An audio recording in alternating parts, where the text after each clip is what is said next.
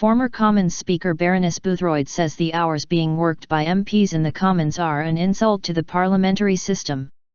Amid claims of a dwindling amount of legislative business before the general election, Baroness Boothroyd said Parliament was being diminished in the eyes of the electorate. Monday's Commons proceedings were completed in just over 3 hours. Number 10 said important legislation was still being considered by MPs. The Prime Minister's spokesman pointed to counter-terror, infrastructure and criminal justice legislation going through Parliament, saying, "If you look at the parliamentary schedule, I would describe it as one that enables it to get this legislation through."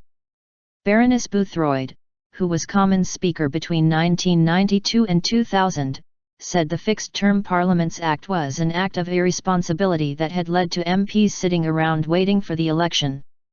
Under the Act, passed in 2011, there has to be 5 years between general elections, unless there is a vote of 2/3 of MPs or a motion of no confidence is passed in the government.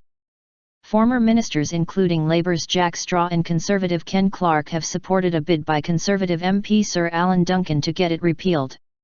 Research shows that MPs sat for just 44% of weekdays over the past year, and only 11 new bills have been introduced in this parliamentary session, the second lowest in recent history, BBC Assistant Political Editor Norman Smith said. This has led to criticism of a zombie parliament. Speaking after Monday's business finished almost 5 hours early, Monday, Labour MP John Speller said the government was trying to fill time.